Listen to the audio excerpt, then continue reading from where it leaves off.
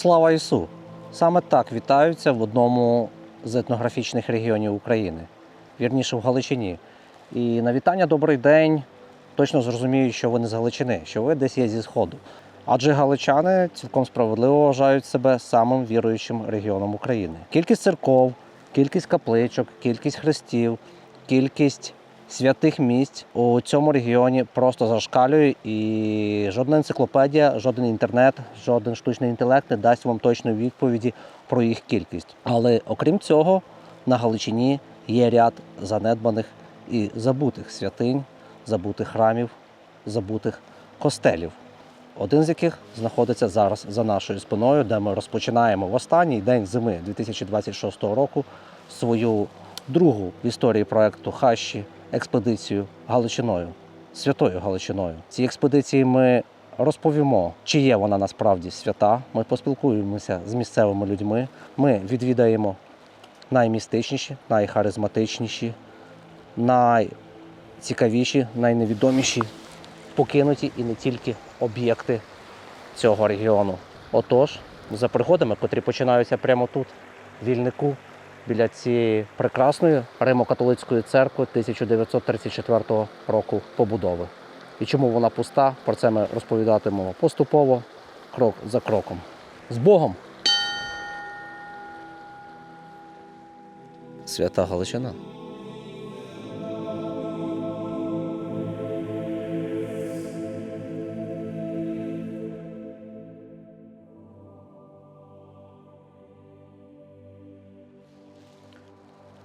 Тут з самого початку мені хочеться пояснити, чому так сталося, що на Галичині сотні покинутих римо-католицьких костелів. Розпочали ми свою експедицію на Бойківщині, це Південна Львівщина, де є унікальні явища у вигляді дерев'яних костелів. Не так багато можна в Україні зустріти, та загалом у світі, костелів, котрі зроблені з дерева. Адже зазвичай ці храми будували з монументального каміння і вони мали більш готичну архітектуру. Але в цьому регіоні, в селі Ільник, ми бачимо цей унікальний дерев'яний костел побудови 1930-х років, коли ця територія належала Польщі. Чому ж римо-католики, чому ж ті поляки, котрих так називають, адже здебільшого поляки були римо-католиками, зникли звідси і чому їхні храми стали пусткою? Про це може дати відповідь навіть ця ріка, маленька річечка, котра ось тут впадає в більшу річку Стрий одразу, і на цьому півострові стоять оцей занедбаний костел і греко-католицька церква.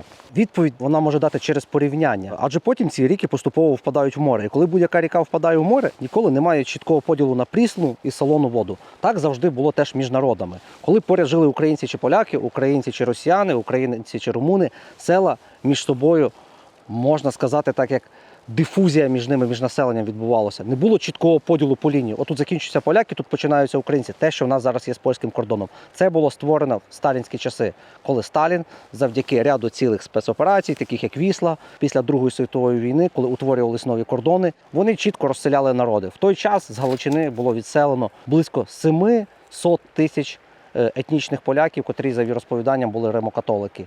І вийшло так, що їхні храми, котрі вони будували в 30-ті, 20-ті роки, і до цього ще століттями їхні діди, прадіди будували, в один момент залишилися пусткою.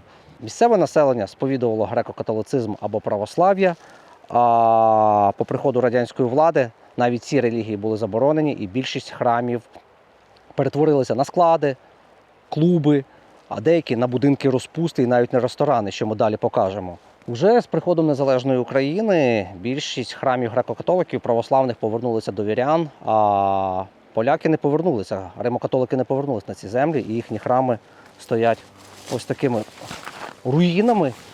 Забито воно тут двома дошечками, але наче таке як законсервоване, бачите, на два саморіза зарізано, щоб ніхто не заліз до костелу.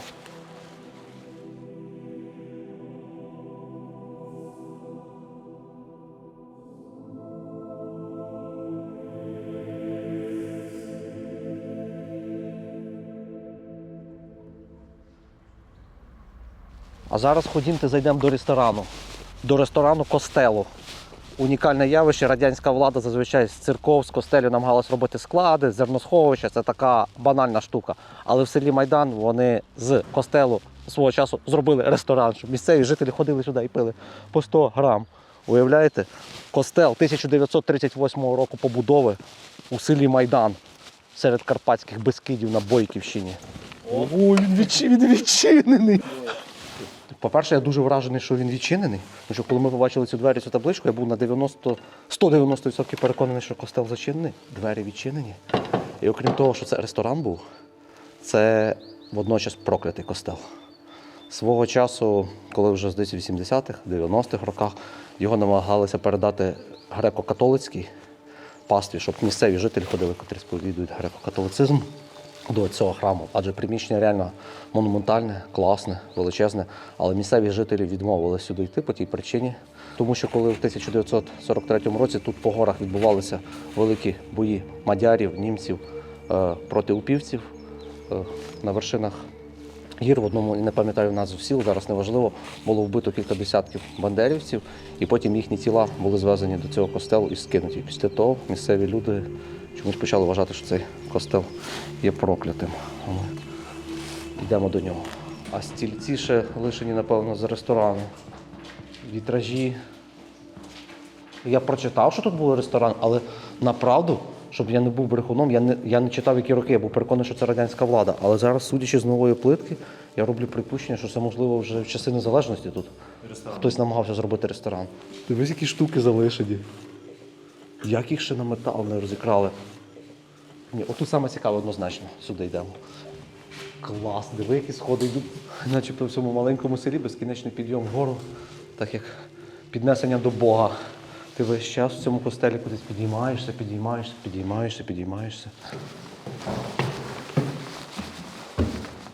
Це не святотатство чи що? Дивіться.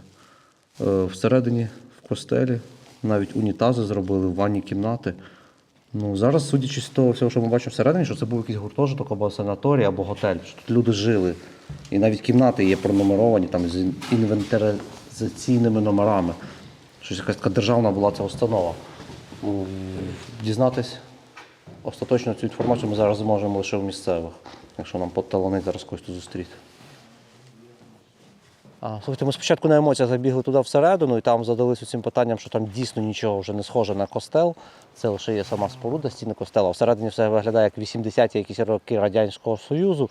І варто було вийти назовні і трішки уважніше подивитись на цю споруду, а власне більше на флюгер, який знаходиться на найвищому шпилі цього костелу. І там чітко зображено, навіть не зображено, вирізано з металу дату 1986 рік. Рік Чорнобильської катастрофи і рік катастрофи певною мірою цього костелу, коли його так незграбно реконструювали і від первозданної тієї краси лишилися лише обриси, такі як кістяк, а все інше виглядає як дійсно якийсь радянський будинок культури чи радянський санаторій.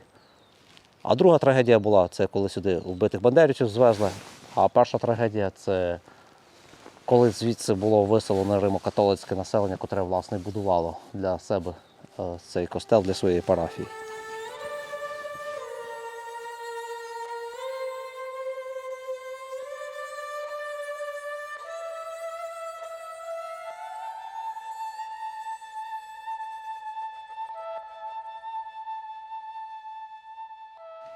Висвятили, почали будувати, збудували, але вже збудований не могли висвятити. А То чому? вже починала війна, таке А вже всяке. 39-й рік совєти прийшли, так? Так, вже ще не прийшли, але вже приходили, поляків почали виганяти, його вже не висвятили. А там вже були і лавки зроблені, якісь образи. І мама казала, що тут ті образи забрали до нашої церкви. Наша церква відкрита в 38-му році. О, Тобто, виходить, в цьому костелі навіть не було служби Божої? не було. О, то це він теж унікальний цим виходить, що збудували, А не було. Служби не було так. Але я знаю, що ту відправи не було. Потім то перебрав хтось із Києва архітектура, щось то трохи поремонтували. 86-й рік ми там бачили таке табличку. Так. І потім там зробили, то вже фактично дім розпусти, бо то приїжджали, то там усяке було. О, сороміцьке таке погано. Соромістки, так.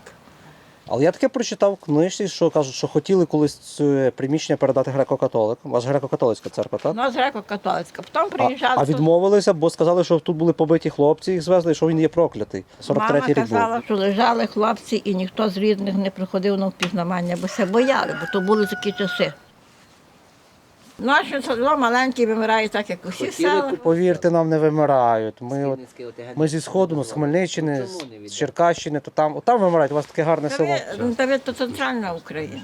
У вас тут багаті села дуже на фоні тих наших. Пане, ми певно більше робітні. Воно якось більше порядок. Дивіться, там я не скажу, що дуже є ліниві люди. Так само роблять. Є такі, Так що у вас само роблять. так само, Але що у я- вас п'ють під магазином. Але там, знаєте, яка там більше москаля було.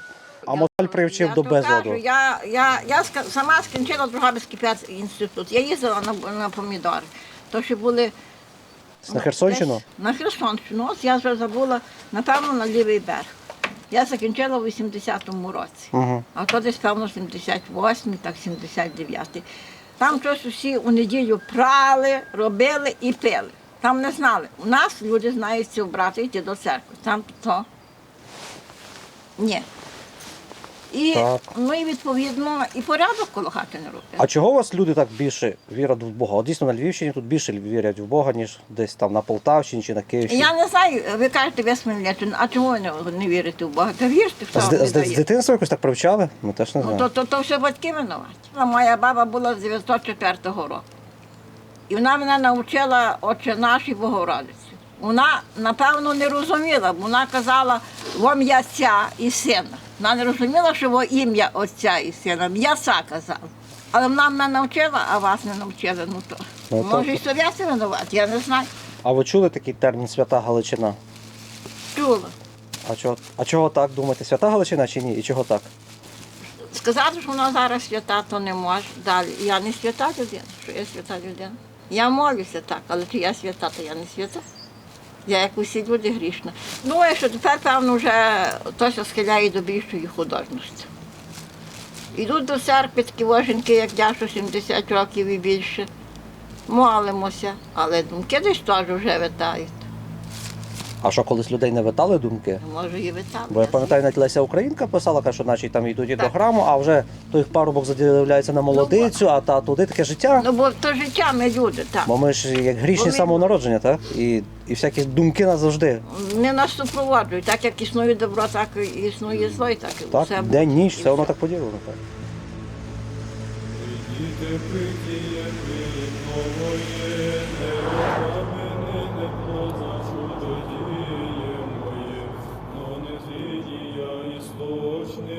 Із гроба одождивша Христа, по ним же утверждаємся. Слава Отцу і Сину і Святому Духу, нині вся ісполнишася світа, небо же і земля і преисподняя, напразнує тубо вся твар, восстання Христово, ним же утверждаєшся, і нині і присно. Добрий день. Ви десь з цього села є? Та що? Все. І служите, воюєте, так? Так, мало операцію робити, але операцію ніхто не робить.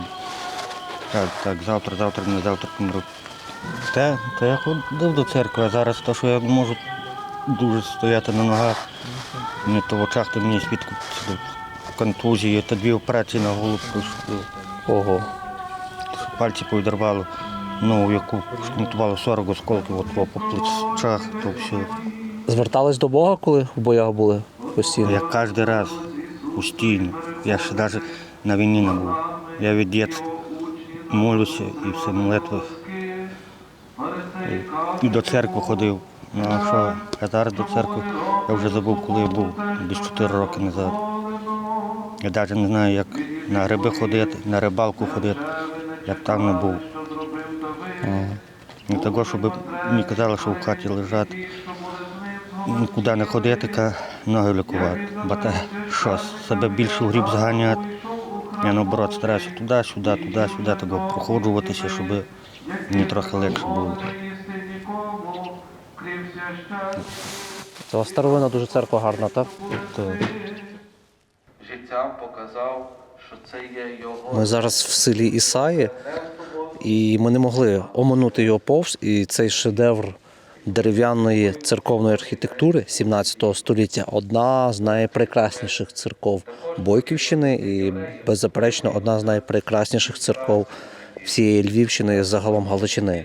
Це дійсно феноменальна краса, і в цьому дійсно наша традиція, культура от Карпат, Прикарпаття, Бескидів ось цих. І тут же, як в суботу, як личить Святій Галичині, триває служба Божа. І бачите, так прямо на грамофони такі колонки виводиться це богослужіння на вулицю. І люди довкола можуть слухати проповідь священика цієї греко-католицької церкви.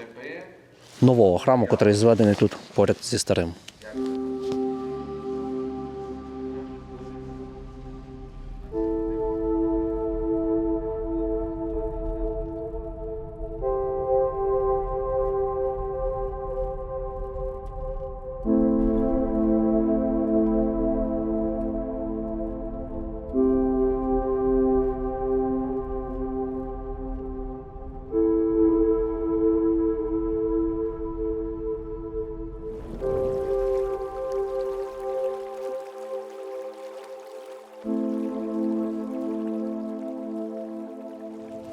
Доли стрясуться, а гори спасуться. Ну, щось до того йде. Це якась ваша бойківська приказка. Щось така приказка є. Це ж не гори, це Бескиди. Якби чи ви, Скиди, зараз. чи ви вже вважаєте, що ви в горах живете? Ні. Ні. То не гори тут. Це не гори, це то плоскогір'я. А ви звідки є самі? А тут з Києва. Ну, ми родом, він з Дніпра, ми з Хмельницької області. А зараз хтось в Києві працює. А по-українськи розмовляєте? А як ж не має говорити? Ми в Хмельницькій області завжди говорили по-українськи. Ви нам тако поясніть, бо ми вже питаємо всіх, хто людей. Ви чули такий термін «Свята Галичина». Що так кажуть? Свята Галичина не чув перше слово. Та як це так? Живете тут і не чули? Свята Галичина не чув. Не чули такого? Ні. Приклад, от у вас на подвір'ї капличка. І попри кожне подвір'я, попри 10 стоїть капличка. Так, так. Ну, А чого так? Чому традиція? От у нас на Хмельниччині немає. Ну, щось офірували так, обіцяли. Офіра була, щоб цей, ну, щоб, наприклад, хтось захворів чи що, і давали обіцянку офіру таку Перед Богом. щоб та людина виздоровіла. Там на різні потреби. І кожна людина, як це як запит до Бога, тоді вона клала капличку на подвір'я. Ну, свого. так, щось так виходить. Ви знаєте, дивіться, от від вас буквально метрів 100 від дому церква. І ми дивимося до церкви одна капличка, друга і третя на горі. А це вже сучасні каплички. Але ж каплички. Каплички, І потім так. на подвір'ї. Тобто у вас виходить на 50 метрів, скільки це, Боже, 7 Та- капличок там і ще церква. є. Потім зараз ще доїдемо. цю вже там вже далі цей от 100 метрів зліва також є.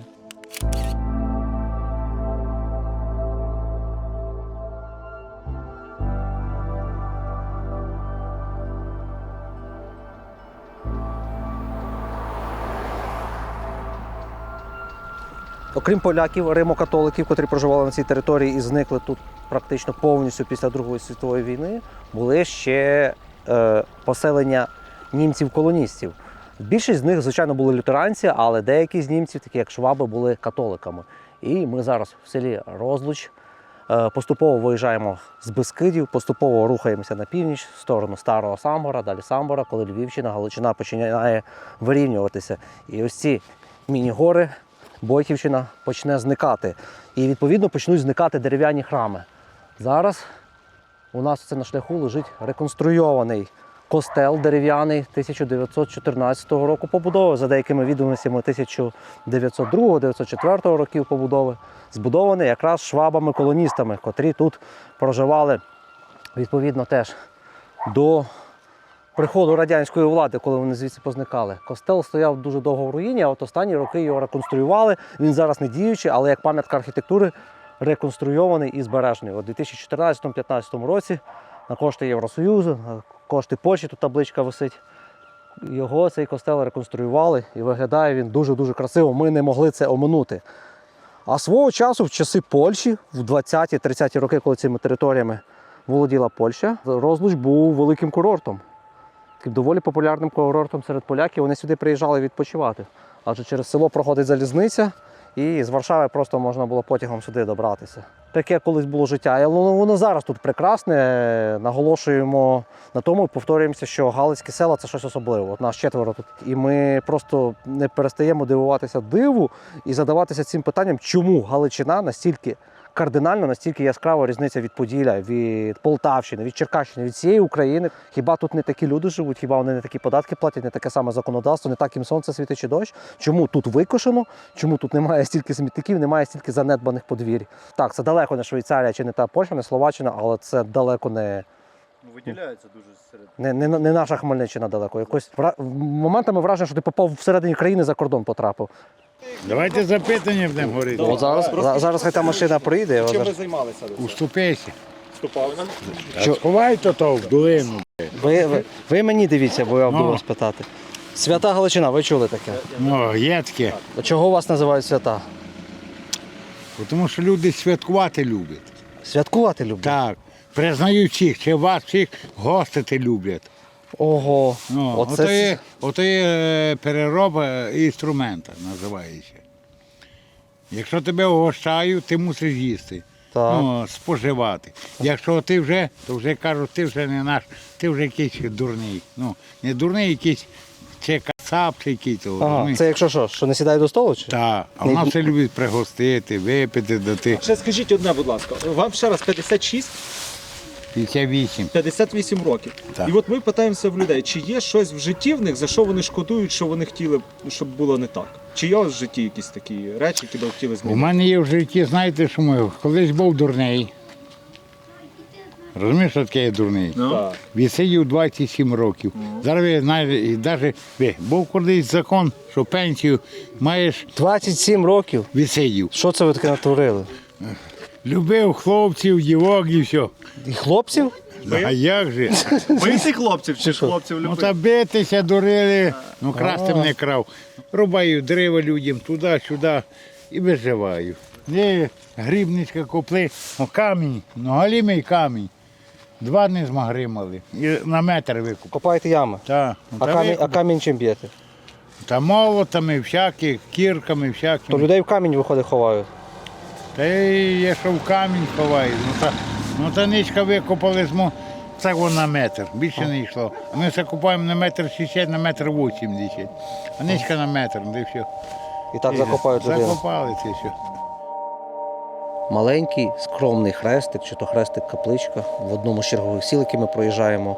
І ми зупинились біля нього. Адже це 100-та капличка за буквально 2 години, відколи ми вирішили, що давайте по приколу чи не по приколу рахувати ті каплички, котрі ми будемо бачити попри дорогу.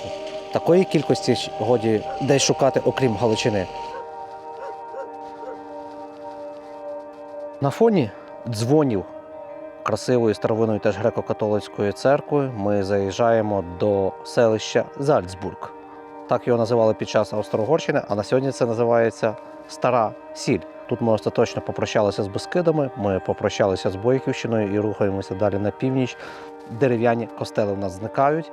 Лише залишки, як на цій вежі, можна бачити фрагмент дерева. Далі починаються суцільні кам'яниці. І перед нами костел, котрий ще тут був закладений в 1300-х роках, десь 1360-х. Оці стіни, що ви бачите, вони вже тут освячені, у них богослужіння перші відбулися у 1666 році. І Стара Сіль, селище, містечко було одним з центрів в Речі Посполитій і в Австро-Угорщині по видобутку солі. Цікава історія з цим пов'язана. В якомусь то році у костелі відбулася велика пожежа. Місцева вода, котра тут з-під землі пробувається, це по суті не вода, це така ропа солена, тому що тут дуже величезні поклади солі в землі. І за рахунок того, що вони гасили пожежу соленою водою, зробили певною мірою шкоду. Хочу попробувати, чи сольона стіна, знаєш? Стіна не сольона насправді. А, це ж костел Архангела Михаїла. А тут, якщо роздивлятись деталі, це взагалі феноменально. Мені поки що набагато більше подобається, ніж дерев'яні. Чого вартують лише ці двері? Чого вартують ці колони? Чого вартує ось ця мозаїка? Вона просто як з виставки якоїсь. Боже, як там всередині гарно, а як нам туди потрапити? Я не знаю. Все зачинено. Свята Галичина. Голосний. А це просто пожежники, такі 60-ті роки, ви сказали? Та, початок 60-х років, я з кінця 60-го року, а він десь в 61-му році. А тут що, якийсь склад був, совєти зробили? Та, А що зберігали? То спочатку зберігали зерно, потім тульон переробляли, то клоча складали на купи. Потім жінки його вичесували, на машини відправляли десь на заводи. Ото воно загорілося і почав він горіти, так? Та жінки замерзли старі, вирішили собі в куточку зробити вогонь, руки погріти. Там руки так гріли, що в них хопилося, то клоча було, вони були цілі в тому. То хопилося, почали тріпувати. І там попало на ту кучугуру, на той склад. Вогонь та й що спихнуло. А тут, напевно, гонт був чи що, щось дерев'яне було, і воно все так? Там люки потягнуло. Ні, то бляхою було покрито. А що ж там горіло, як він з каменю? Чи там було якесь начиння дерев? Ну, а дах що, дах з дерева був зроблений. А тут дзвіниця, от таке з деревом трохи. А то дзвіниця давня. Давня, гарна дуже Дзвіниця така. давня, там з каменя все ложено. Так ось Зілтов давний, він в 16-му віці, 16-й, початок 1617 так. 17 століття побудований. Гарний дуже ця така ліпнина і там... А та то ліпнина, то вже його після Першої світової війни то поробили, відновлювали. Я бачив його давню фотографію ще до Першої світової війни. А він дуже постраждав тоді за війни, так? Тут. Та, тут бої йшли сильні з австріяки з москалями. Тут все в окопах серед було. Бої тут штурмували, артилерія. А у мене, я з Хмельниччини, у мене прапрадід, то тут десь в районі Старого Самбора загинув. Його В яких руках? загинув в 15-му, він десь, чи 16-му. О, бачиш. Його мобілізували в Москві, в царську армію. Так, царську армію, так. А мій дід був в австрійському війську. Бо що Австро-Угорщина була. І українців товкли, ж саме страшно. Так. В 20-х роках після Першої світової війни, як він був відновлений, зроблений, то було просто неймовірно. Тут, бачите, по краях ангели. От його крила залишки, то були ангели на колінах хилячуть. Їх позбивали. Не позбивали, то воно Само? покрушилося. То все вікна були в вітражах зроблено, кольорове скло, вітражі. Тут заможні люди були, бо сіль добували потім нафту, тут вкладали солідні кошти. Тепер то навряд чи зроблять. Ти вас, по-моєму, бачив, ви ще в телебаченні знімаєте. Так, ми ж знімаємо фільми в Ютубі, в телебаченні. Часто про Хмельниччину там показують. Та ми самі з Хмельниччини, то ми найбільше Хмельниччини Ну, то я показуємо. щось таке, О, бачите, впізнали. щось знайоме, але ж волосся якесь більше відпустили. А мені цікаво з вами познайомитися. Нам теж приємно, що ви нас пізнали і так цікаво розповідаєте. Якщо ви знаєте історію, то ви знаєте добре, бо я теж знаю, я тим цікавлюся. Той замок був тих мурованому, звідти пару кілометрів. Як вони? Мнішиків. Мнішики, що йшли, що Москву здобували. В 612 році вони захопили Москву, здобули. Ота Марина Мнішиків у нас звідси походила, його, типу як жінка, то Лише Дмитрія. Такі відомості, ніби в тому костьолі брали шлюб. Той Лише Дмитрій і з тою Мариною Мніш. То містечко було старе сіль, то було спільне містечко. Тут добували сіль здавна. Та що ж. Німці на нього казали Зальцбург. Промислова тут було розвинуто. Тут і нафту той видумав. Як той Лукасевич польський, він тут нафту спочатку зробив таку примітивну установочку маленьку, щоб переганяв ту нафту. Лампове освітлення вже по цілому світу поширилося. В Америку попало і то. Колись теж був здивований, що в 19 столітті, якщо в Парижі горіли на вулиці ліхтарі, тоді їх робили такі, як то вся нафта, то що горіли ліхтарі, вона вся звідси була, з Галичини. Дивіться, там от, бачите, під гніздом є герб Старої Солі. 3 діжечки, потім 2, потім 1. Ага. От такий, типу, як герб, такий щит. Бачите, він ще так добре зберігся там. Так. Тільки ті почки вже так не дуже чітко видно. Сплавляли ту сіль, вона була дуже мілесенька, але її так пресували якось. І відправляли звідси до Перемишля, таке село тут перед Перемишлем, на Сан. А по Сані вже великими човнами сплавляли до Вісли, а з Вісли вже до Балтійського моря, там до Балтики, до Європи, такий транспорт. Добре, як ваше ім'я? Михайло. Дуже дякую, розказали ви нам, дякуємо, що дивитесь. Дякую. Приємно.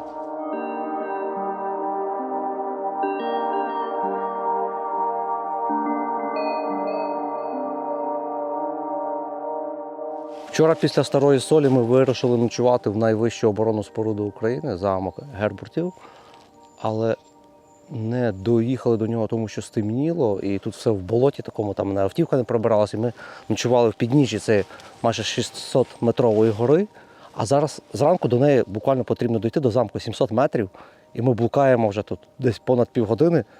Я ніколи в житті не ловив блуда, і нас зараз 4 людей, і ти впевнений, що ти йдеш від однієї точки, де ми ночували, і ми наче йдемо прямо, вона показує, що назад потрібно вертатись.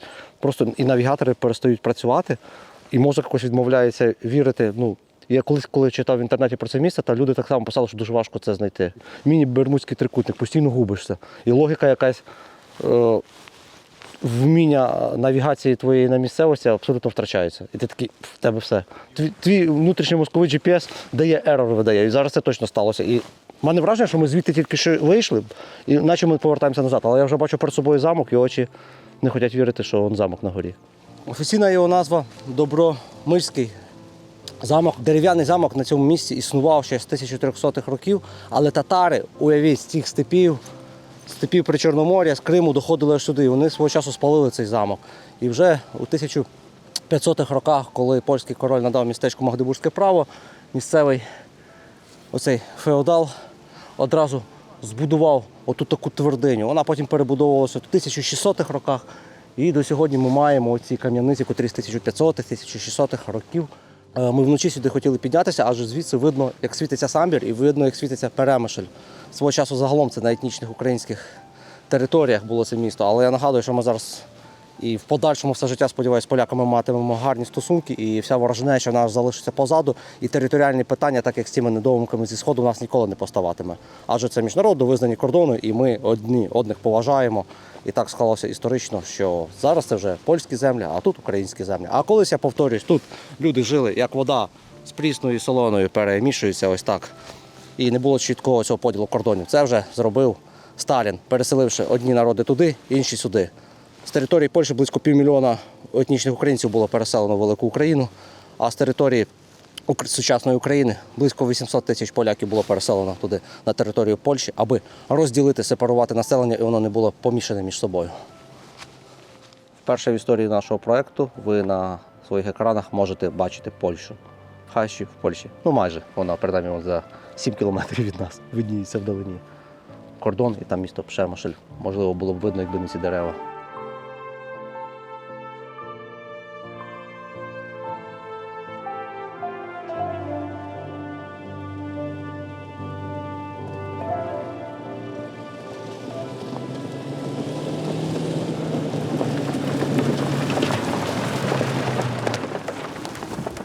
Другий день наших автомобільних мандрів по Галичині, і ми з Бойківщини заїхали за Самбір на такі галицькі вже рівнини. І знаєте, що тут помітилося? На цей момент ми нарахували 207 капличок вздовж дороги. І варто зауважити, що з цих 207 капличок десь 190 були саме там на Бойківщині. Вже виїхавши сюди на рівнини, ми помітили, що ось такі придорожні каплички трапляються все рідше і рідше. Буває, що на село їх жодної немає. В той час, коли там на Бескидах бувало, що ледь не по 2 каплички на одне подвір'я припадало. Ще ми бачимо таку закономірність, що села ось тут на північ, ближче до Львова, стали значно бідніше. Тут стало значно більше розбитих доріг, і ось такі села дійсно потопають вже в хащах, більш схожі на ті, до яких ми звикли на Поділлі в центральній Україні. Ми дуже здивовані, адже коли ми сюди рухалися, я думав, що населені пункти ближче до обласного центру, ближче до Львова, будуть навпаки значно багатіші. Тут виходить все навпаки. Ну і ще трошки, напевно, гумору чи не гумору, але ми зараз, їдучи в авто, вже дійшли до такого висновку, що кожен по поверненню до себе додому хоче біля свого будинку чи біля під'їзду поставити капличку з надією, що там все стане таке красиве, як на Бойківщині.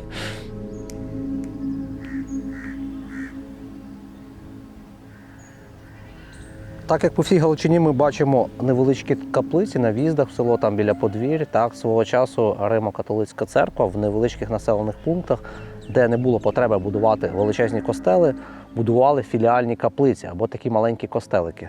Явним і наочним прикладом є ось залишки такої філіальної каплиці імені святого Андрія Боболі. Я насправді близько не відаю, хто такий святий Андрій Боболя в Римо-католицькій церкві. Напишіть нам, будь ласка, в коментарях, хто відає, хто знає. Тут лежали тіла людей, а зараз лопати, відра. Добре, що ось не сміття. Але просто для тих, хто, напевно, тут на надгробки, сучасні пам'ятники робить на кладовищі, на цвинтарі, то лежить їхній реманент. Саме дивне, я теж не знаю як, поясніть, я завжди цим задавався, коли свого часу в Парижі був, там дуже багато таких усипальниць. От дивіться, в нашій традиції людину в труну і під землю опускають, і вона там, тіло, відповідно, перегниває, піддається цьому гниттю, з'їдаються хробаки. Що тут робиться з людиною? Якщо її просто замуровують в кам'яну, в бетонну такий саркофаг, воно ж стоїть там якось тлі. Ну, для мене це дуже якось Аж думати страшно, так? Це внизу було поховання, а зверху каплиця. Вхід в цю каплицю охороняє розп'яття Христа, але взагалом в католиків, греко-католиків дуже поширеним. І на другому місці там після Христа є поклоніння Матері Божій. Тут дуже багато каплиць, статуеток, от саме Діви Марії. І найпоширеніше ім'я на Галичині, і так як і у світі, це ім'я Марія. Остаточної статистики не існує достовірної, але близько 60-70% населення Галичини сповідують греко-католицизм. Греко-католицизм виник в кінці 16 століття, а вірніше після Брестської унії, коли якраз за десяток, буквально там 15 років до цього, московити отримували вперше свою церкву.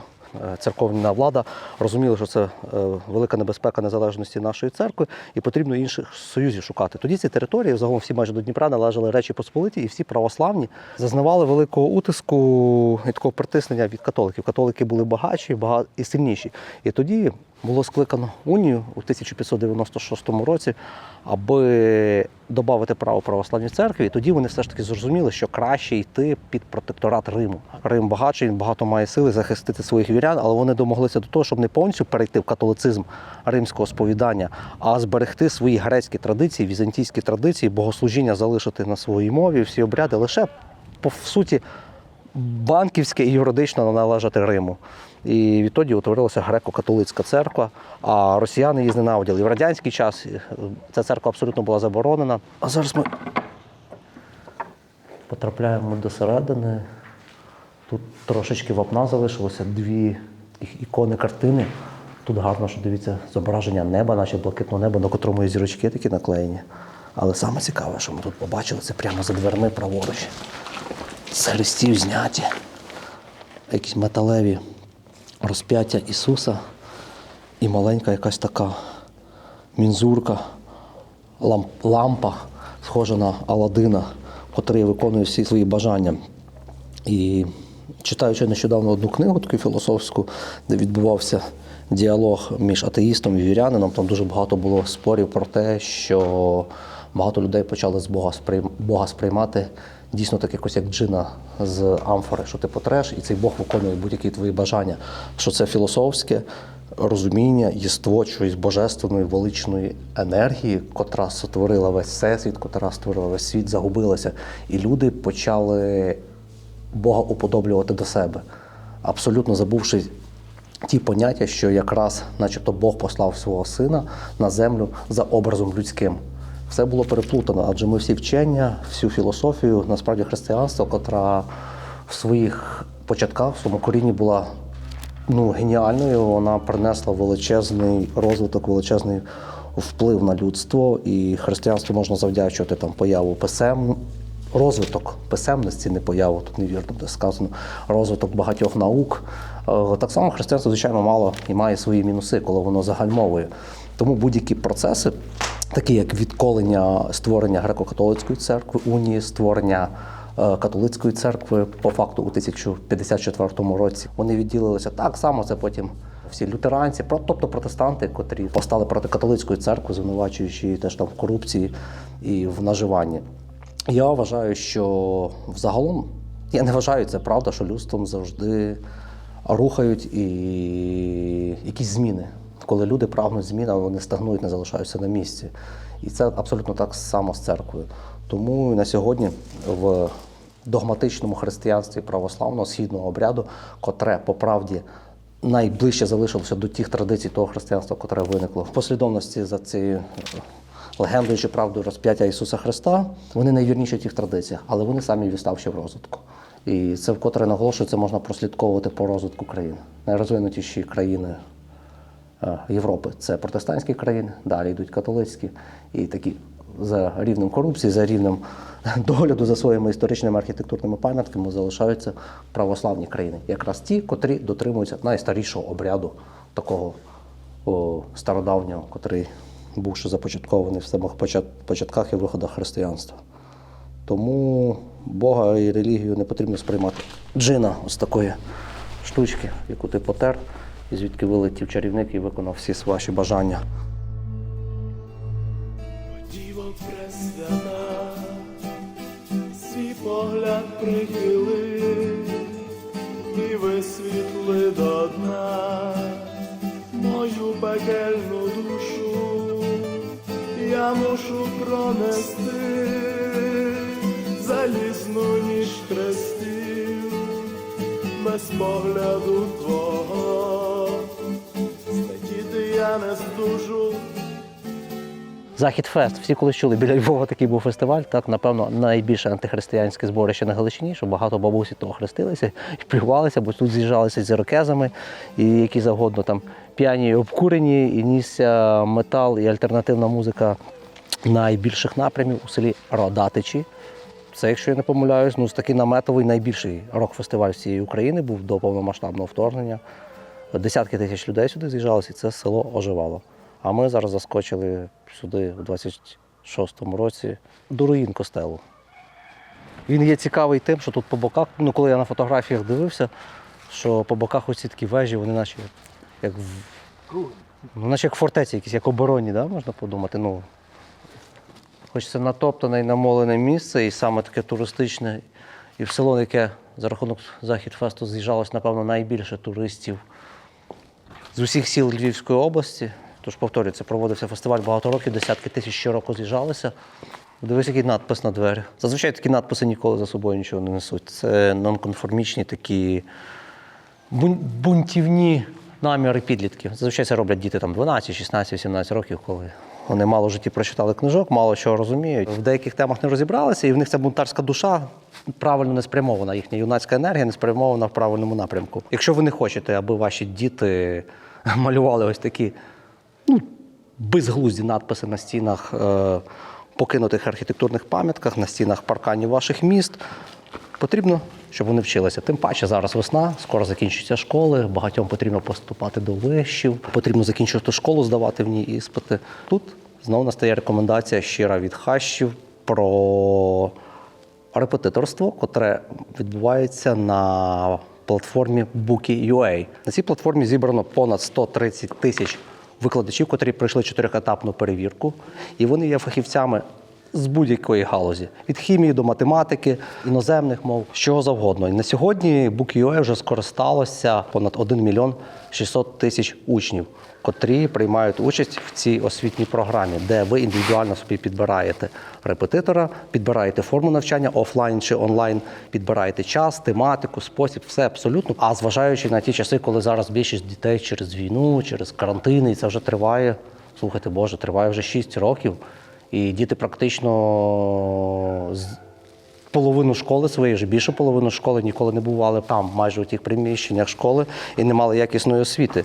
І їм доводиться вчитись на віддаленій формі навчання, тому аби мати здоровий глузд, аби не малювати такі надписи і розвиватися, жити в якісній державі, в якісному суспільстві, адже лише якісне суспільство може побудувати якісну державу, ми настійливо рекомендуємо цю платформу. Також слід зазначити, що Bookie.ua є соціально активним брендом, і вони на сьогодні запустили програму Bookie.care, де надають безкоштовно освітні курси дітям військових та дітям, котрі внаслідок повномасштабного вторгнення не можуть здобувати повноцінну освіту. На сьогодні вже надано більше 10 тисяч безкоштовних уроків для цих дітей. Переходьте за QR-кодом або за посиланням під цим відео та записуйтесь на навчання. А зараз, тим паче, діє 20% знижка на всі заняття, як для дітей, так і для дорослих. Навчайтесь разом з Bookie і будьте впевнені у своєму майбутньому.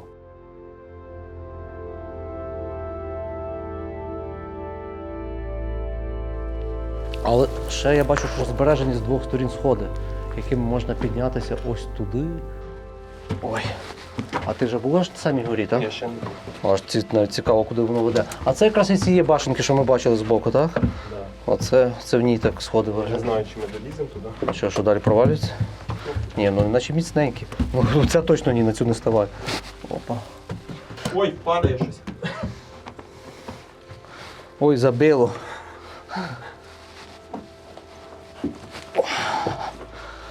Це доволі така небезпечна штука. Воно може тако врухнути туди. Але як дійсно вміли люди колись з цегли оце все повикладати, що цегла як дах, отуди вниз. Ого, оце зал. Дивись, де ми. Над головою в тебе. Ну небезпечно, таке відчуття, що може провалитись. Я туди далі навіть не піду, я ще хочу жити. Ми насправді ніколи не пропагуємо відбитість. Ми по дуже широкому муру, він насправді такий 1,5 метра я ходжу, щоб подивитися на ці краєвиди. І подивитися, в якому стані костел.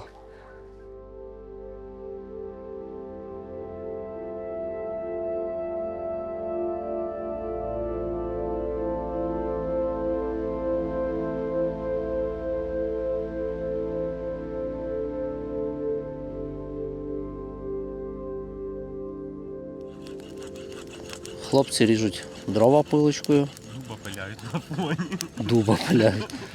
Mitsubishi нам дозволило вчора заїхати туди під залишки замку, з якого видно було Перемишль, де ми заночували. Це, по суті, край Бойківщини був. А зараз ми біля городка в лісах заїхали теж у глухі ліси. Палимо вогнище, тому що почало дуже різко холодати, варимо вечерю. Підбиваємо підсумки другого дня експедиції по Галичині. Завтра третій наш завершальний день буде експедиції по Галичині, і поки що по прогнозу погоди все дуже паскудиться. 2 дні було неймовірного сонця, 28 лютого і 1 березня. Сьогодні взагалі 14 градусів тепла було, а на завтра до -2, -2, +4 і дощ, на півдня дощ. Тому картинка дещо зміниться. Як завжди, нам доля підкидає героїв, локації, все. Ну, локації в даному випадку я обирав, по яких ми проїдемося. Але саме цей шлях між локаціями і герої, котрі нам трапляються на цих локаціях, це завжди є непередбачувано. Адже я повторюсь, ми ні з ким наперед не домовлялися, ніколи майже в своєму проєкті не домовляємося, окрім деяких винятків. Це все абсолютно рандомні люди, котрі трапляються нам на шляху. І тут навіть була думка викликати вже сьогодні зі Львова там наших знайомих, котрі є експертами там по костелах, по релігієзнавству з Українського католицького університету, але врешті-решт ми вирішили, що ні, що ми віддаватимемося лише долі, йтимемо за нею, за покликом цих мандрів і спробуємо відчути Галичину так, як вона сама себе нам подасть.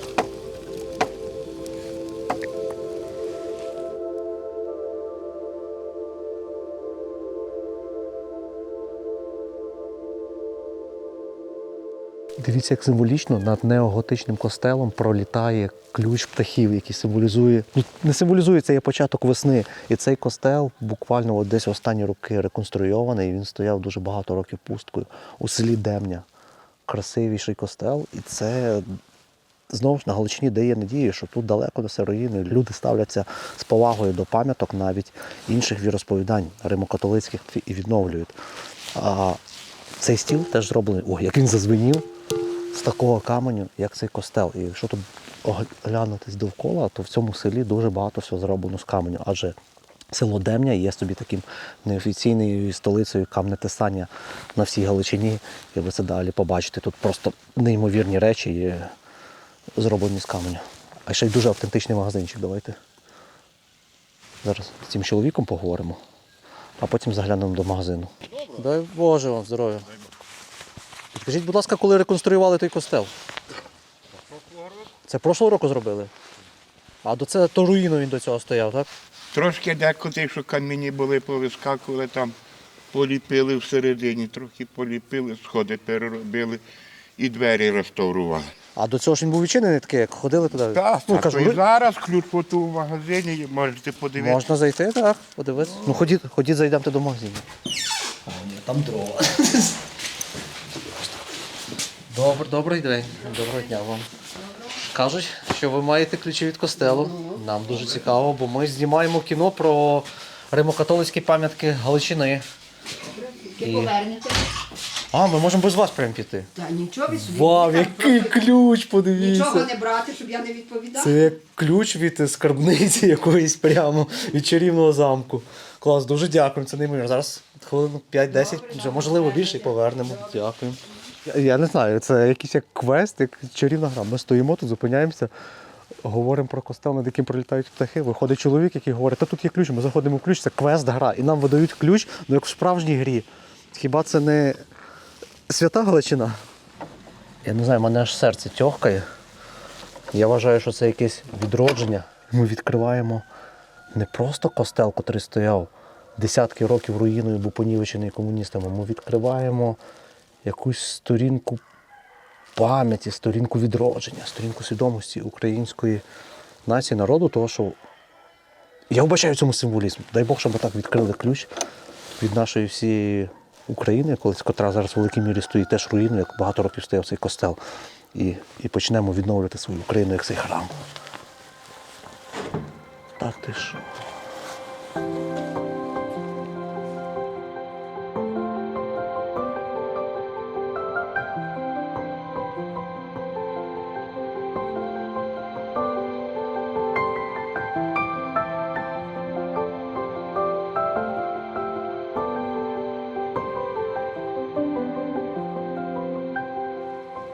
А що ще може бути символічніше, ніж в цьому костелі стоять національні духовні лідери України? Подивіться, тут і Тарас Григорович, і Іван Франко.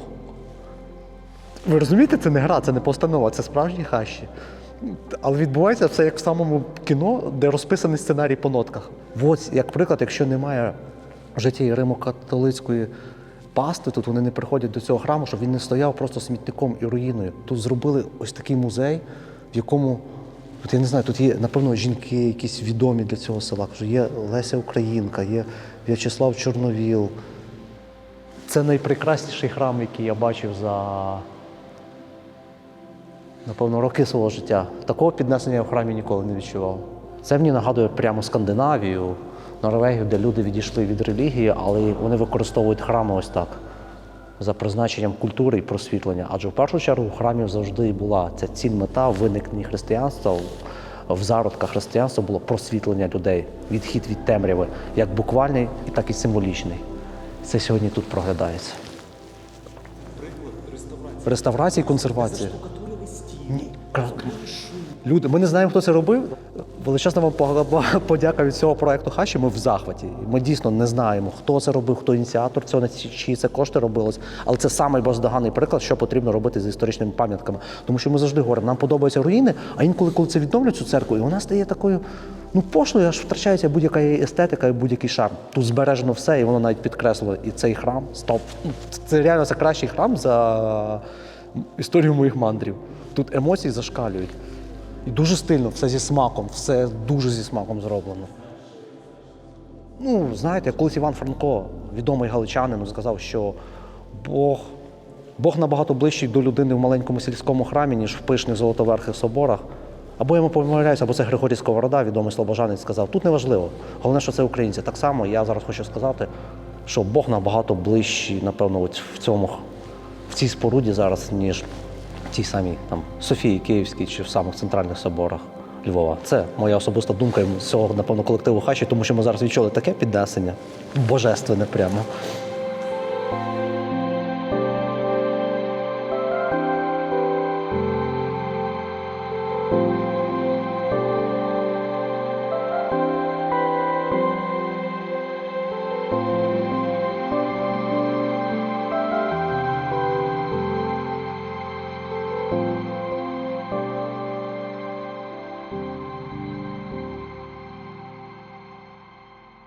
У 2023 році на нашому каналі з'явилося перше і до цього моменту єдине відео про Галичину, де ми тоді дійсно в віддалених, найглухіших районах Львівщини показали одне сільське кладовище, і тоді я промовив таку промову на рахунок того, що на Галичині дуже дбайливо і дуже по-особливому ставляться до поховань, і їхні кладовища відрізняються від всієї іншої України пишністю і багатістю. Але багато тоді в коментарях прилетіло, що ні, у нас там на Полтавщині, у нас там на Чернігівщині теж дуже дбають за могилками, і у нас цвинтарі і кладовища теж не менш помпезні і теж не менш багаті. То було скромне село. Зараз ми у Демні покажемо вам, теж не типове, тому що воно по собі унікальне, адже це село каменотесів, і тут немає кам'яних однакових надгробів. Кожен надгробок є унікальний, кожна скульптура і кожен пам'ятник є унікальним і єдиним у своєму вигляді. І тепер порівняйте, чи є такі цвинтарі на Чернігівщині, десь на Черкащині і в інших регіонах України. Тому що, як на мене, цей некрополь реально є шедевром.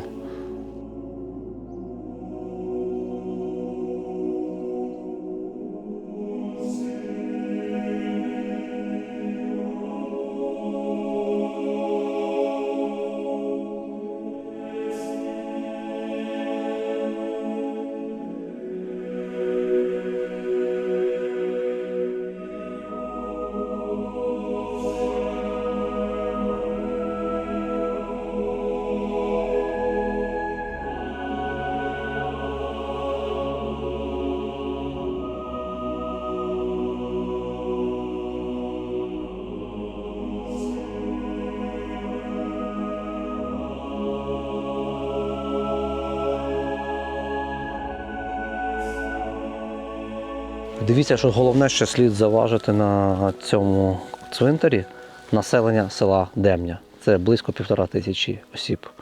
Я, живучи в Києві, неодноразово гуляв по байковому кладовищі, де похована незліченна кількість видатних відомих особистостей. І тут, без сумнівів, без конкуренції, можна сказати, що байкове кладовище – це суцільний хаос, еклектика і, вибачте, несмак на фоні того, що відбувається тут.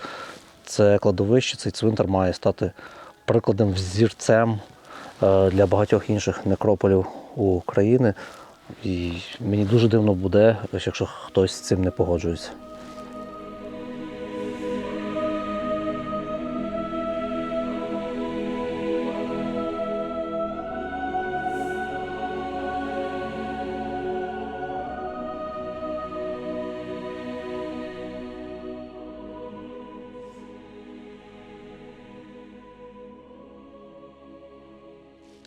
Населені пункти населеними пунктами, але притаманним для Галичини є зустрічати ось такі фігури, каплички і хрести релігійні просто посеред полів. Ми зараз між двома селами, і десь це по кілька кілометрів до найближчого населеного пункту, просто болота, болотами, поля полями. І тут стоїть ось ця фігура святого, схожа на Миколая, тут я не розуміюся, поставлена на хвалу Бога від Катерини Верещинської в 1902 році. Це греко-католицька традиція, яка поширена тут на Галичині. Я вже повторюсь про те, що говорив. Греко-католицизм є домінуючою релігією у цьому краї. Православні складають меншість, близько 10-15%. Але я повторюю, що остаточні відсотки мало кому відомі, адже в нас за релігійною ознакою ніколи не проводився перепис, як в радянські часи, так і за часи Незалежної України. В нас більш туди центральні, більш східні області України, поза Галичиною, греко-католицькі приходи, греко-католицькі церкви вкрай важко знайти, їх дуже мало. І я знову ж таки нагадую, що в радянські часи вона була суворо заборонена. І вона асоціюється в Україні майже виключно саме з Галичиною. І саме через греко-католицьку релігію, швидше всього, я більше схиляюсь до цієї думки, що так і було. Галичина свого часу понесла таке ім'я, як український П'ємонт.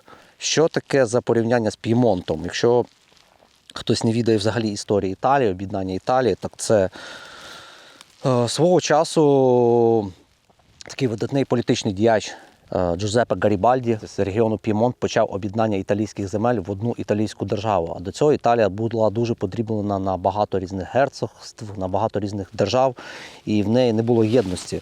Аналогічно в 19-му, на початку 20-го століття, коли Російську імперію на тих територіях дуже сильно притіснялися національні ідеї, національні права українського поневоленого народу в складі Російської імперії. Так, ось тут, у складі Австро-Угорської імперії, українці мали значно більше прав. Вони мали свої читання, вони мали своє право голосу представлено у Відні у парламенті, вони мали свою релігію, церкву, котра не заборонялася, вони мали свою мову, якою друкувалися книжки.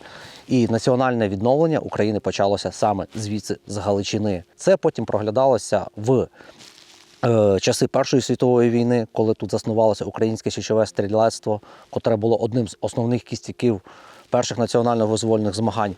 Годі на українських землях шукати бодай якусь іншу церкву, котра б стільки виховувала і прищеплювала з дитинства, з колиски, любові до рідної землі, як Українська греко-католицька церква. Тільки прошу не сприйняти цей зараз мій спіч як оду восхваляння Галичині. В Галичині багато своїх мінусів, багато таких прикольчиків, яких можна висміяти, багато що можна закритикувати.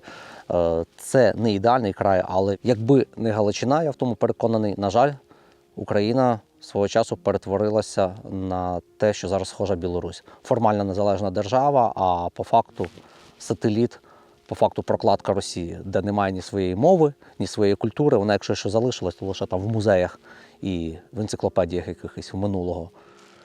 Вже в 60-х роках, коли при владі в Радянському Союзі був Нікіта Хрущов, він неодноразово згадував, що найбільшою помилкою Іосифа Сталіна було саме приєднання до Радянського Союзу західноукраїнських земель.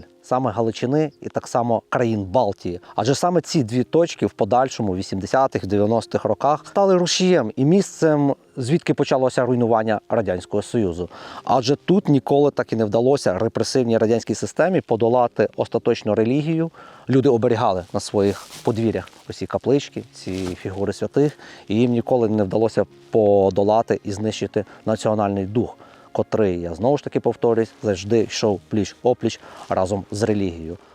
Отож, Галичина була українським Пімонтом, вона залишається українським Пімонтом в нашій історії, але на сьогодні, вже у 2026 році, ми бачимо наочно і розуміємо, як вся Україна, всі українські регіони борються за справжню Україну, і українська мова, українська державність і українська нація не стали пустими словами і пустим місцем, як то сталося, на жаль, у наших сусідів білорусів.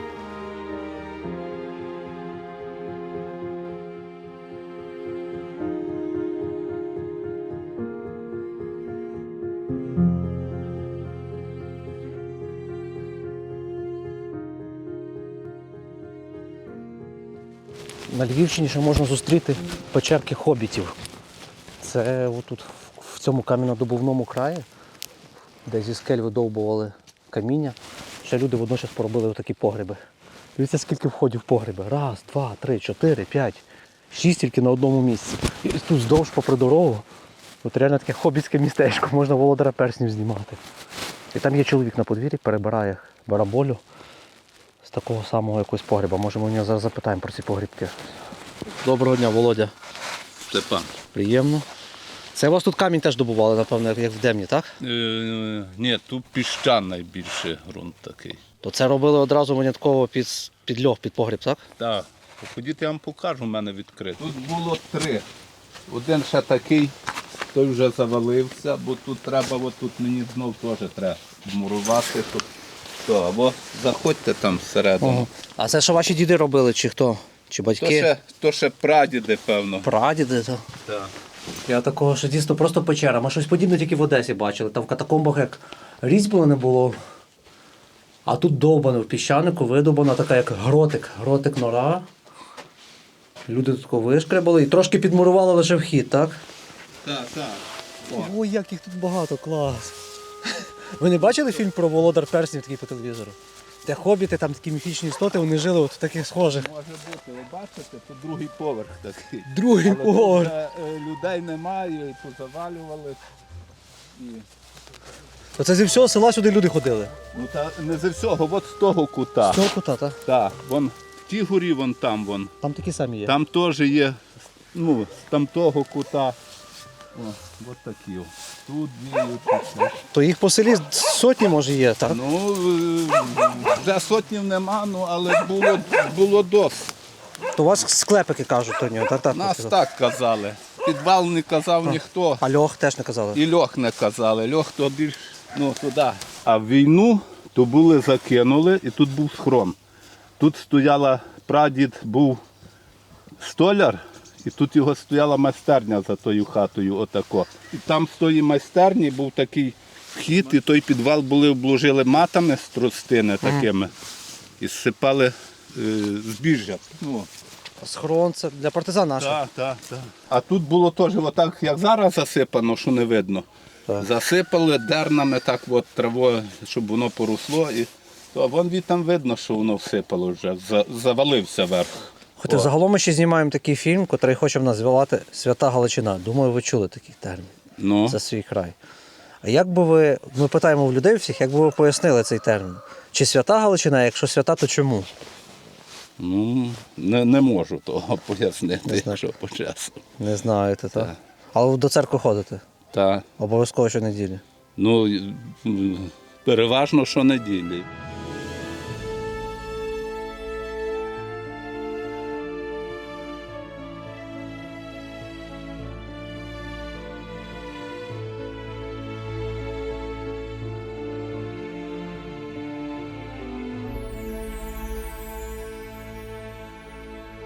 Ось та неочікувана рандомна зустріч з чоловіком попри дорогу в селі і з цими склепами, погрібцями, котрі видовбані в скалі, наштовхнуло нас на думку відвідати легендарну столицю, городище Білих Хорватів. Це городище, котрому понад 1000 років. Від 1000 десь до 1400 років тут свого часу проживали прадавні слов'яни. Надкультовий історичний об'єкт, який знаходиться тут на Львівщині, це свого часу було місто, в котрому мешкало близько 40-45 тисяч людей. 1500 років тому назад це просто страшний мегаполіс, так як сьогодні Велике Токіо, в якому мешкає близько 50 мільйонів людей. Це місце охороняється державою, це історична пам'ятка, а самовільно людьми було один момент було встановлено тут просто цю капличку на цьому місці. І я пам'ятаю, це ще перед повномасштабним вторгненням, всім інтернетом просто нісся скандал, в якому звинувачували галичан в цій надмірному бажанні встановлювати каплички на кожному кроці. Тоді понісся ось цей анекдот, цей жарт про те, що якщо галичани висадяться на Марс, то на Марсі в першу чергу буде встановлена капличка. Тут сама по собі напрошується аналогія, що уявімо, британці в центрі Стоунхеджа звели капличку, чи єгиптяни на пірамідах Хеопса поставили ісламський півмісяць. Пишіть свої думки з приводу цього в коментарях. Але це теж складова Галичини. Саме цікаве, що в цій столиці Білих Хорватів, в цьому городищі культовому Білих Хорватів, ці їхні системи підземних ходів використовуються зараз теж як погрібці, як ці склепи для зберігання, напевно, картоплі. Льохи.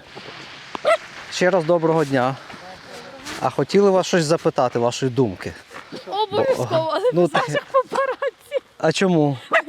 А нам то дуже цікаво, бо свого часу таке на всю Україну майже розгорівся, трішки навіть скандал був, що це древнє городище Білих Хорватів, то знаєте, так? Ну, то по телевізорі показують. Так, столиця. А скандал за те, що на такій історичній пам'ятці, без дозволу держави, згодження люди поклали капличку. Самовільно, як ми розуміємо, хтось поклав, так? Так, це всі люди, молоді хлопці збирали кошти і вони самі робили. Так. Так. Наскільки ми знаємо, коли був скандал, не відноситься до Стільського городища. Стільське городище – це є село Стільсько, а ми є село Дуброва. У нас десь там Але це ж все посередині комплекс. кордон. Розумієте, я не дуже сильно в історії, щоб вам пояснити, але коли був скандал, наскільки ми тут всі чули, що Стільське городище заросло. Там нема чого показати туристам.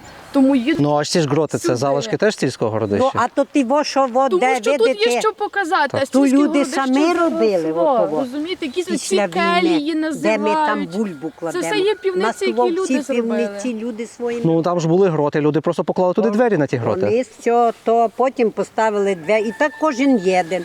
І там трошки є. То що ви кажете, що не було цих гротів раніше? Це люди Ну, самі? якісь там, може, були, але люди собі виправляли все самі. То воно краще, якщо воно колись людям приносило користь, то й краще, щоб зараз приносило користь, ніж стояло там Не просто знаємо, як Наталя каже, ми Історії ми в історії, замолоді. але... Капличці ліпше бути, так? На ваш. Ну, а як?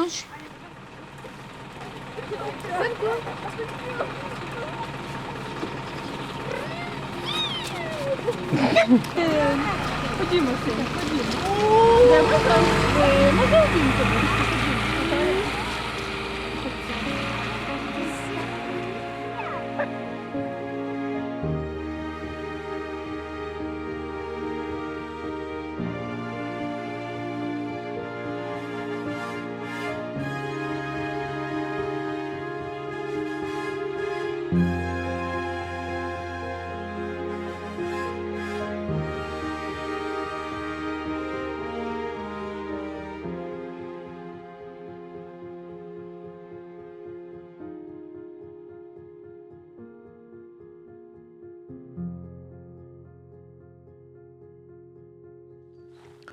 Ми зараз знаходимося біля знакової споруди для багатьох львів'ян, для жителів Галичини, адже, напевно, лише дуже ліниві велосипедисти і туристи Львова не бували біля цього костелу, котрий носить ім'я Марії Магдалини. Адже це ми зараз знаходимося від площі Ринок від центру Львова буквально 20 кілометрах, а до околиць Львова це ще ближче, там 10-9 кілометрів. Тобто це прогулянка там на один вихідний день навіть. Не повний сюди на велосипеді, а то й пішки можна дійти. Тому ми його взагалом би і не хотіли знімати, адже в цьому місці багато хто був. Наш проєкт в більш невідомих місцях завжди мандрує. Але цей костел я вирішив все ж таки відвідувати через один знаковий факт про нього. Збудований він десь приблизно 100 років тому назад, у 1920-х роках, коли ця територія належала Польщі. І тут саме головне, в якому стилі він збудований. Я не дуже люблю ось ці всі стилі, знаєте, там, коли про них розповідають. І по чесності скажу, я не дуже в них розбираюся, але я прочитав, що цей костел збудований у стилі арт-деко. І потім я почав читати про арт-деко, що ж це такий за стиль загалом. Він виник десь в період перед Першою світовою війною, і на той час це був самий прогресивний, самий модерний стиль в архітектурі у світі. І до чого я це все веду? А я веду це до того, аби повернутися до теми, коли я розповідав про розколи в церквах і про те, що чим новіша церква відколюється в християнстві, пам'ятаєте, від православ'я його витоків, чим новіша релігія є, тим вона є більш прогресивною. Вона здатна тоді працювати з новими формами архітектури, з новими формами спілкування з людьми, з новими формами мистецтва. Адже, як на мене, якщо вона хоче залишатися з людьми, вона має бути модерною, має бути сучасною, а не залишатися в тих догматичних, архаїчних таких своїх постулатах, котрі виникли ще 2000 років тому назад. І тоді вони були актуальні, а сьогодні вони взагалі не є актуальними. Католицька церква в цьому ділі набагато випереджає православ'я, і ми не можемо уявити будь-який православний храм, аби він будувався за модерними формами архітектури. В католиків це було ще 100 років тому назад. Тому зараз трішки насолодимося храмом Марії Магдалини у селі Вовків, в околицях міста Львів, Галичина.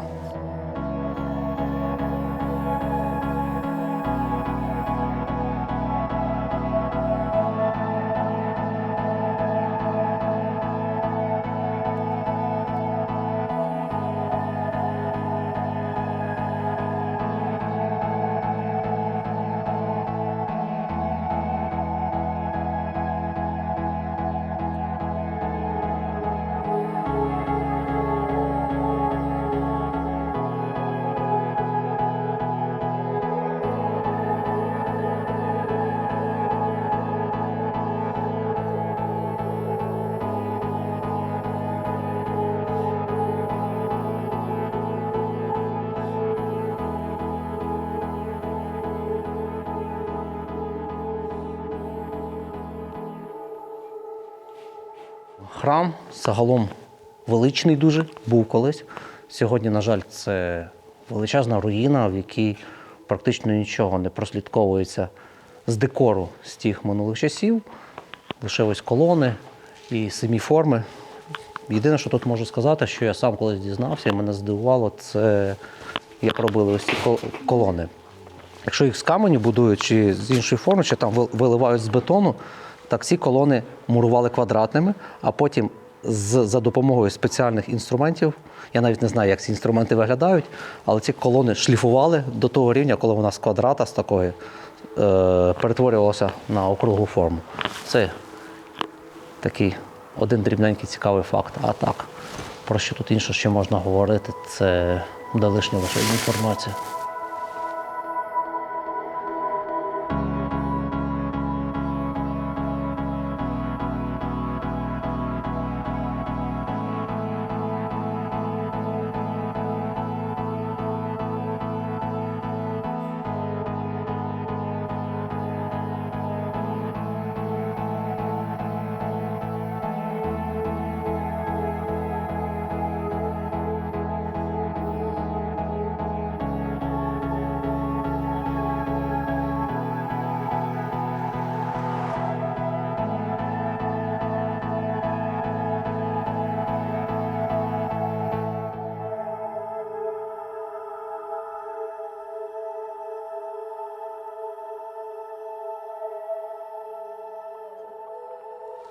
Вижняне, черговий костел Галичини, котрий закинутий, але, на щастя, він законсервований. Щойно від чоловіка почули, що роки 3-4 тому назад, певно, перед Великою війною поміняли дах старі. Башту, навіть стару залишок купола, бачите, як поставили поряд. Він зачинений, в нього не можна потрапити, але можна знайти начебто людину з ключами. Чому нам цікаво потрапити всередину? Тому що це унікальний костел, в якому збереглися розписи 40-х років, 42-го, 43-го року, коли тут була німецька окупація. А ще цікаво, що його відносять до одного з найстаріших костелів на всій Галичині. І перші згадки про цей костел є 1400-х років, лише виявіть. Добрий день. Добрий день. А ви завідуєте клубом в селі? Так. Чи не ви? О, ми до вас, бо ми знімаємо кіно про Святу Галичину і хотіли потрапити всередину до костелу. Сказали, що у вас ключі. Ну, зараз хвилинку, зачекайте. Добре. 1942-1943 рік його розписано. То німці тут стояли? Німці тут стояли, так. Німці тут були. Ну як стояли? Німці не стояли, німці перейшли і пішли. Так. Ну, але на той час ніби то було окуповано Німеччиною. Там, власне, що чому він славиться тим? Тому що тут є фрески Романа і Маргарет Цельських. Тут так само ще брав участь Тейсер, Станіслав Тейсер і Борисовський. То були знані львівські художники.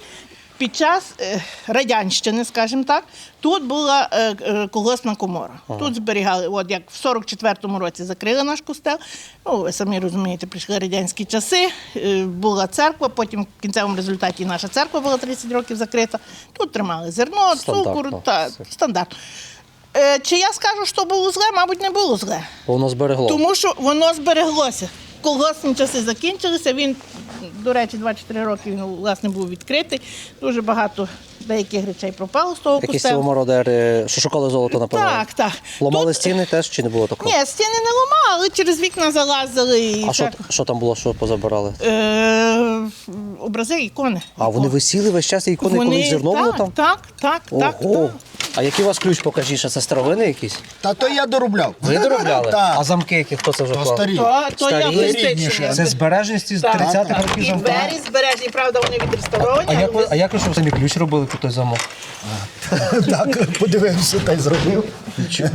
Ми знайшли. Ой, клас! Я просто вражений, що тут зберігали зерно і воно так все збереглося. Ну, я вам кажу, що воно було під наглядом. Це фантастично взагалі. Суть є, костел збережений. Костел збережений. Слухайте, дуже от в це, що він трошки такий, знаєте, як в старому стані облучився, воно тільки додає дуже такої автентики. Що воно не нове і не дуже Я таке. вам хочу сказати, та автентика, якби зараз засвітило сонечко, маємо надію, може зараз покажеться, просто сяє. Ви розумієте, настільки якісь такі підібрані кольори, настільки, власне, от то, як то, енергія та... Начиння, меблі, це теж позалишало. Чи це вже люди зносили ці? Ні. Оце то був автентичний орган. Але він реставрації не підлягає. То є старовинний, то є приблизно 17 століття. Ми вже Ось це? Так. А як його... Це ж цінна річ, воно так зберігається, ну... Він був до цього часу в церкві зберігався. Його забрали в церкву, він був, зберігався в церкві. І поки що він є тут, але маємо надію, що ми його заберемо. А скажіть, будь ласка, як це називається, бо я забув назву. Це казальниця, проповідниця. Нас по-вежянськи то кажуть казальниця. Воно зараз не є в всіх костелах. Це я чув, що це стара річ, що колись виходив ксьонз. У нас в церкві теж є. У нас в церкві так само є. Є така? І виходить у тебе батюшка, піднімається чи ні? У нас не батюшка, у нас священник. Священник, так. Батюшки то є в Кирила. Перепрошую, бо ми такі, так, ми зрозуміли. Так.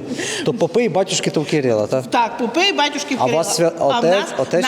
У нас взагалі є отець. Дякую, що ви це мене виправили, бо для нас... Я перепрошую, але то так є. Бо ми за Збручами не привчені до церкви, до релігії. Ми з Хмельниччини, знаєте, і в нас якось було... У вас там більше, по-перше, православний, я думаю, що у вас там багато московського патріархату. Нас Хмельницька область займала до повномасштабного вторгнення перше місце в Україні по кількості московських церков. У нас було понад 1000 московських церков. От, маємо таку красу. Дійсно, я навіть не очікую, я думаю, що тут маленький фрагмент, а тут прям так дуже Він повністю, бачите, отут фактично все, то і вся Євангелія в картинках. Маю ще таке питання, ми у всіх його питаємо. Свята Галичина. Чули ви, певно, такий термін, використовується в літературі, в пресі, в суспільному просторі. Галичина свята чи ні? На землі святих нема. Святі тільки на небі. Ми є звичайні люди, ми є грішні люди. Поняття чи Галичина, чи село, чи якийсь регіон, він не може бути святий сам по собі. Тому що основою любої держави, любого континенту – це і люди. І наскільки кожна людина має в серці ту свою святість, чи як вона вважає, чи як то, настільки ми можемо судити, тому що ми розуміємо, що наше багатство – то і люди. І тільки по людях ми можемо визначати, святість чи не святість. Але я ще раз кажу, на землі святих нема. Всі ми є люди грішні.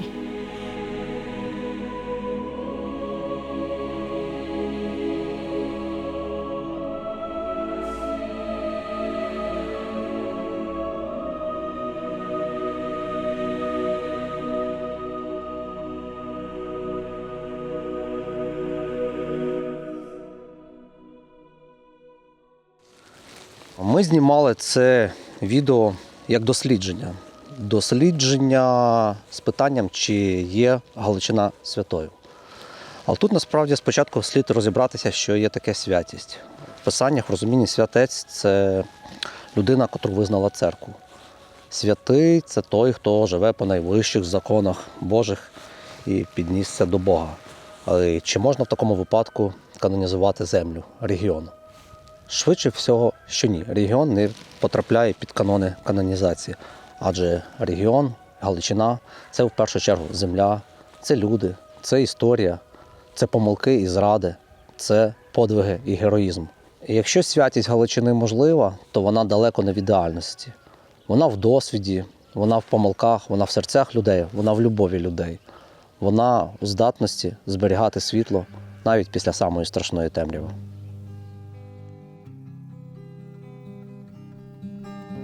Старий сивий пес ляже біля ніг твоїх, мале кошеня вискочить тобі на руки. Ніхто ще не бачив Богородицю такою, ніхто ще не бачив Богородицю.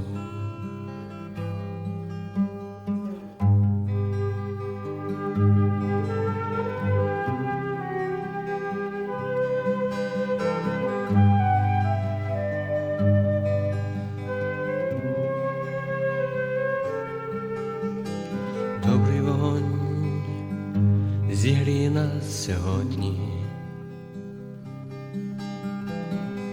юний вітер закоханий в нас, тому що нас неможливо не любити, тому що нас неможливо не любити.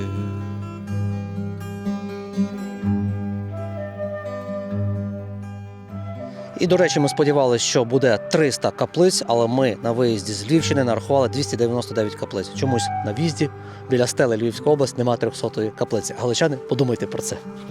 Тому що ми святі в своїй любові, тому що ми святі.